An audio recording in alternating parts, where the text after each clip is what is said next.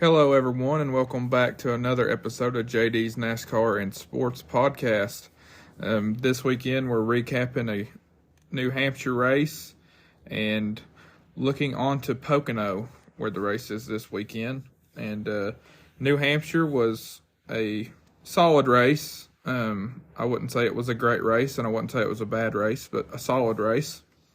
We're going to get right into it. I want to touch on some breaking news from the garage after the recap of New Hampshire. So stick around for that, but we're going to get right into the race recap. From lap one, it looked like Christopher Bell and Martin Truex Jr. were going to be the two cars to beat. They fired off really fast, but Martin Truex was the guy that was, from the start, pretty much, if something didn't go wrong in the pits or a mechanical failure to his car, he was going to win this race. It just looked like that from when they hit the track in practice to qualifying to the race. They unloaded with speed and were very untouchable. I predicted last week that Joe Gibbs would be the team to beat, and they definitely were, because in my opinion it was a two-horse race between Truex and Christopher Bell. I predicted C-Bell to repeat last week. That did not happen, and we'll get into why, but Martin Truex, his team is absolutely thriving right now. And they are doing a great job. James Small and the 19 team are doing a great job for him. And right into the race here, as I said, firing off, Truex was in the lead, and A.J. Allmendinger spins from 11th by himself. Had a good qualifying run for Colleague in the 16 car. Actually sitting 20 points out going into this race. I don't know what he is now for sure, but he was right on that cut line.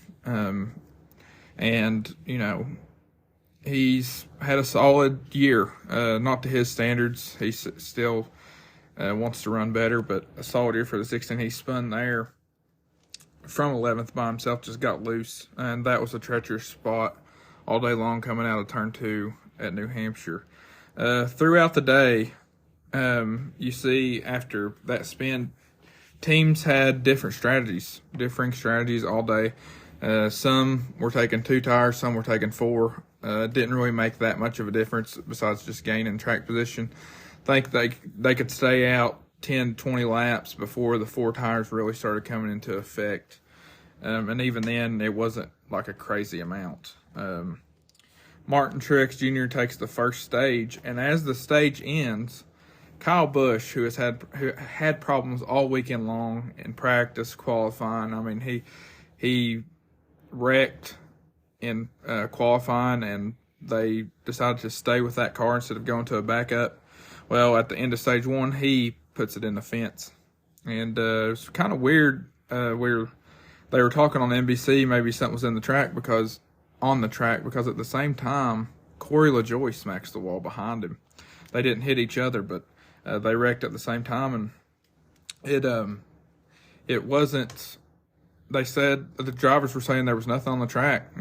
Both drivers just had problems at the same time. And as I think about it now, that's kind of wild that I met Corey and Kyle Busch last week, and then they both wreck at the same exact time. That's pretty ironic. Funny. Just reading my notes, I see that and realize, wow, that's pretty crazy. Christopher Bell pit road issues, and this is a thing that really took Christopher out early. He was still competitive, but nowhere near what Truex had, and his pit crew didn't add to that. He, didn't give him a very good chance to win this race. Bad stop after bad stop, and that happened first on the first stop. And just wasn't a good day for the 20 team. Then after the pit stops and the restart, Eric Jones spins with 22 to go in stage 2. This week wasn't hitting anybody else, but he did spin himself. Just a rough year. We've talked on it a little bit. They won at Darlington last year, but other than that, not too great for Eric Jones right now. I still think he's pretty good. Going back to Toyota next year, I think Legacy MC as a whole will be better. Then Eric Almirola, who early on looked like he was the one guy to challenge Seabell and Martin Truex, was about to restart in the lead. Played the strategy game. He asked his crew, did you all get the wheels tight? They say yes. So he thinks he's good. He restarts, gasses it up, and goes into turn one and loses the wheel, smacks into the wall, ends his day. Terrible, terrible luck for Eric, who, he's really good at New Hampshire, really good at super speedways. But other than that, he's not been good this year, and had a great chance this week to maybe sneak his way into the playoffs, and just a total low blow for his chances. In the lead, you think you're good to go, and then a wheel flies off. Not the best of luck for Eric. Would not surprise me if he hangs it up at the end of this year. He hasn't announced it officially, but my prediction is, I think he'll ride off being done with Cup after this year. I could be wrong, just a guess, but I'm going to go ahead and put that out there. After that Almirola wreck, we have another restart, and restarts at New Hampshire have been awesome. They always are, and today was no different. And not even just the restarts, but racing in general. If they'd go green flag for a while, you would see 2 wide and 3 wide racing all the way around the track. So, like I said, solid racing, but great racing at times. I think that this is a unpopular opinion, but I like New Hampshire. I like the racing there. I know a lot of people don't. I do. I like the flat track, and it's been good to Denny Hamlin over the years, and Joe Gibbs in general. So, I really like the track in general as well. So, I wanted to touch on the great racing, and then Martin Truex Jr. takes his second stage win of the race, wins stage 2. And if you watch the race, you know where this is headed. I want to touch on his pit crew. They kept him up front all day. Did really well even on green flag pit stops. And Kyle Larson, actually, here's where he comes into contention, gained 2 spots because he came a lap earlier than Truex. Short pitted him, gained a spot, and all of a sudden Larson's in the top 3, and he had a good run as well. After the green flag stops, cycle through, Noah Gregson pounds the wall, thinks he lost a brake rotor again like a gateway, but turns out it looked like another loose wheel, and it looked similar to Almirola's issue. And I want to take a second to talk about Noah. I've seen interviews him talking about his mental health struggles this year after going from junior motorsports, winning so many races last year, and now going to where he's not in contention, and really stinks. The one race I could remember straight off him being in contention was Talladega when I was there, and he ends up getting wrecked and not finishing well there either. So feels like every week we're saying poor Noah, but I really do hate it for him. He's a great guy. He's a heck of a NASCAR driver. Same with Eric Jones. Switch to Toyota. I think it's going to be awesome for them, and they'll have more resources to be able to run better. I truly think that, and I think that, he needs the reset button, and he'll get that next year. This year, I could see him being a factor at Daytona just because he's really good at super speedways, it feels like. I'm a fan of Noah, always will be, and I appreciate everything he does, and it just stinks that he's having such a terrible year. Then, after Noah's caution, we come down pit road. Ryan Blaney pits from second, and then runs over his air hose. And that, of course, is a penalty, and ruins his day. He looked like the guy that could. I talked about Almirola early. Late, it looked like Blaney was the guy that could challenge Martin Truex and Christopher Bell, and that he ruined his chances. So when Martin hears that, I bet he was jumping for joy, and that really hurt Blaney and his team. Rough couple weeks for Blaney after winning Charlotte. Don't seem like that team's been doing too hot as of late. After the restart where Blaney messed up, Ty Gibbs gets into Alex Bowman. I didn't like to see this because, as you all know, these two guys were the guys on the bubble that I picked to get into the playoffs, and two guys that I like as drivers. Fans of both of them. So I hated to see it. Hated to see them two going at each other, and I think it was, Bowman got into him a little bit at the beginning. Ty might have been paying back the favor, but got him a little bit harder, spun Bowman into himself. Bad day for both guys, honestly. At the very end, Ty Gibbs had maybe a flat tire and ended up losing several more spots. So not a good day for either one of those guys. And then we restart again, and Seabell gets loose, plows the wall. He was just trying to do too much. He's trying to come from, I think, 9th or 10th at this point because he had another bad stop, and just tried to overdo it and got loose, pounded the wall, ends his chances at the repeat victory, and my prediction being right of him winning. After that, they restart. Kyle Larson and Martin Truex Jr. restart on the front row. That bottom lane just didn't have nothing all day long, and when you have a car as good as Truex had, and he's just really good at New Hampshire too, it's kind of hard to beat him from that inside line, and ended up being Logano who finished second, who restarted second row top line. And, Martin Truex Jr. dominates and wins at New Hampshire. These guys, they're up there. They're starting to replace my Kyle Busch theory. I'm going to replace Kyle Busch with Truex. The 19 team's on. I said several weeks back it's time to take Kyle Busch serious as a championship threat. He's kind of fell off a little bit, and I think Martin has taken that spot. These guys are good. They're consistent. Phoenix kind of races like New Hampshire, I would say. I think it's similar. And, if you dominate like this in New Hampshire, you better watch out Phoenix. So if he could make it to the championship 4, watch out. He could go out on top.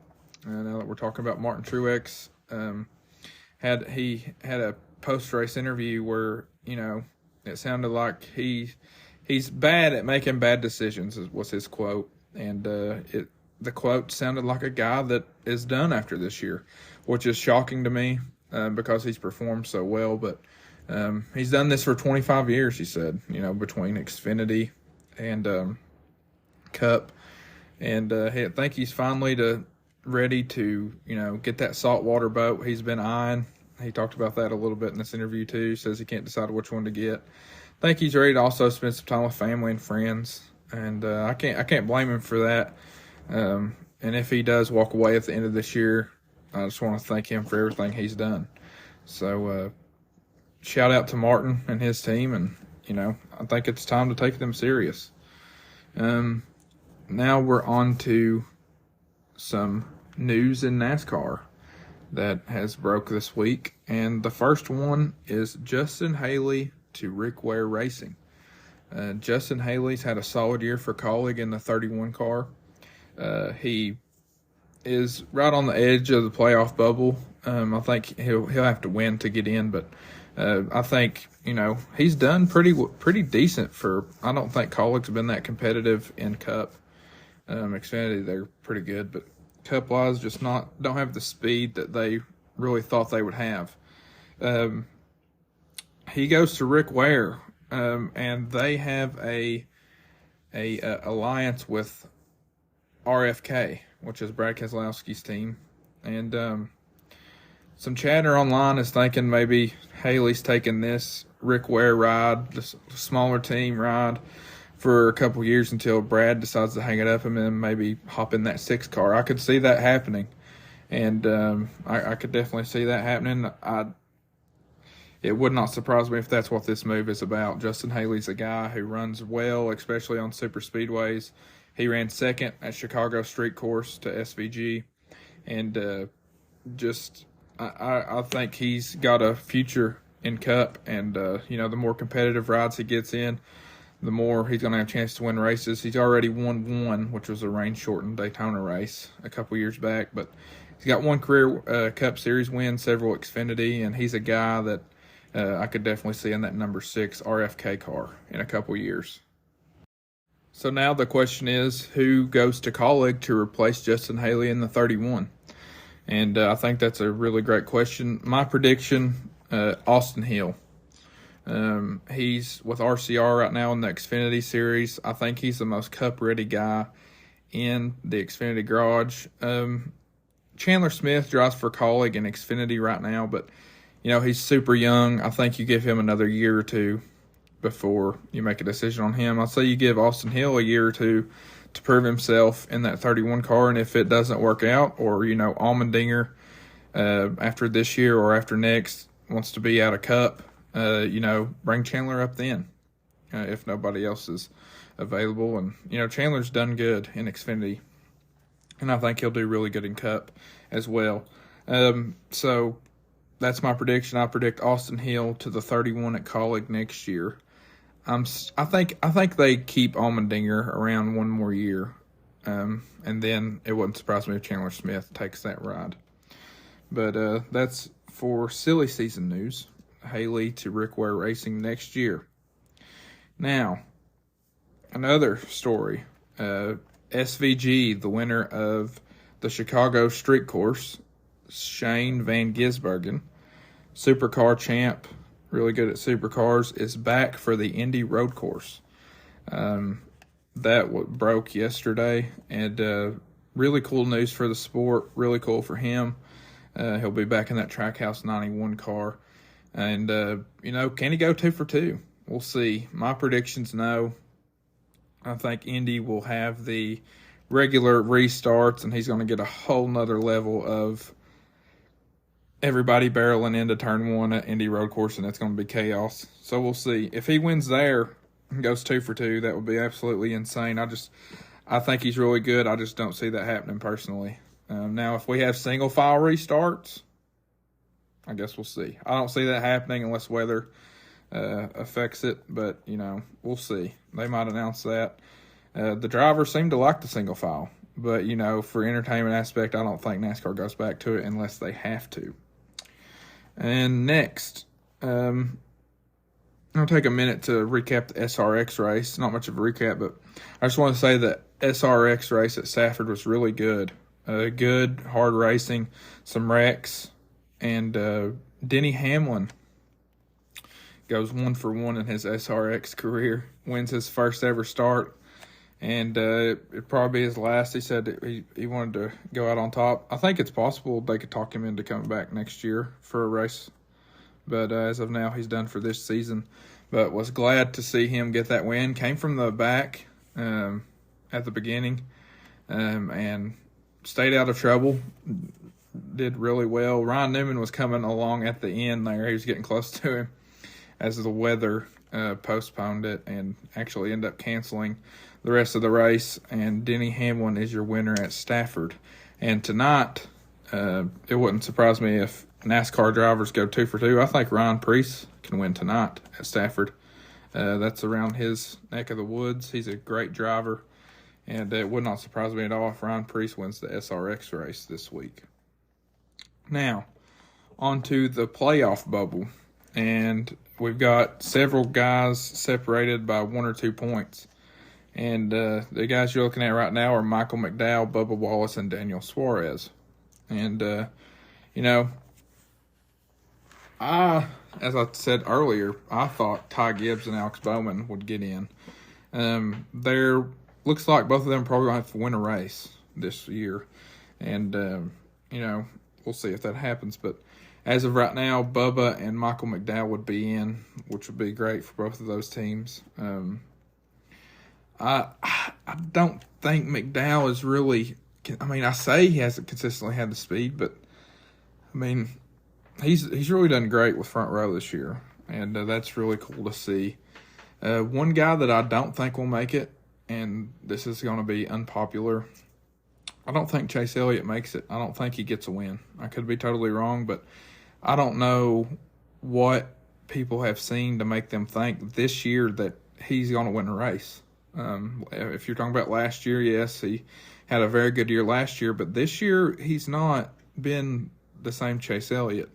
I know Watkins Glen is coming up, and Indy Road Course. He's a road course guy, but I don't see it. If it did happen, I think it would be at Watkins Glen, but I'm of the opinion I don't think he makes it, and that's going to not be too good for NASCAR, as their most popular driver don't make the playoffs, but he'll still be racing.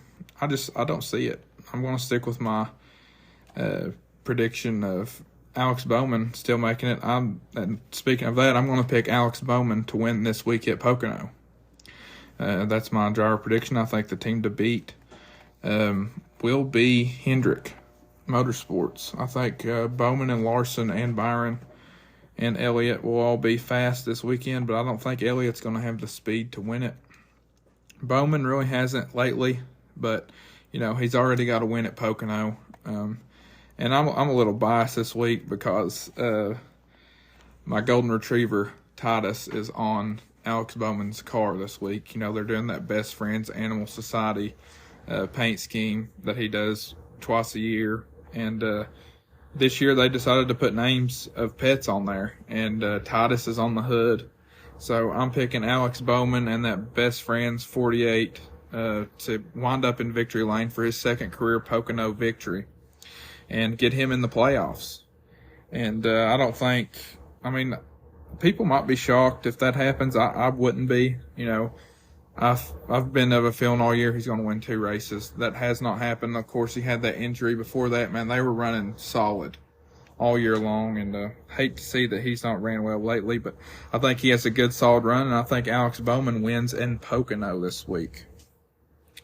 And team to beat Hendrick, I think that's not going to shock anybody. They're always strong, but Pocono, some guys to watch. Of course, Denny Hamlin, tied for the most all-time wins at Pocono. If he wouldn't have got DQ'd last year, would be Pocono's all-time winningest driver. And if he wins this weekend, that would be awesome to see that number 50 at Pocono and him become the most winningest driver in Pocono. I would love that. But I think Alex Bowman gets it done this weekend. And now on to the segment called Question of the Week. This week's question of the week comes from a listener, and this is a very good question.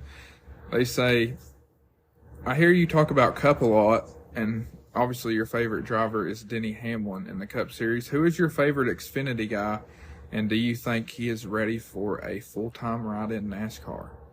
That's a great question. Being a Toyota Joe Gibbs Racing guy, and of lately especially John Hunter Nemechek winning back-to-back wins, I think that's my current favorite in Xfinity. I also like Sheldon Creed, hoping he can get his first win at some point this year. But John Hunter's a guy that, he was in the Cup Series a couple years ago with Front Row Motorsports and didn't work out. They didn't have the speed.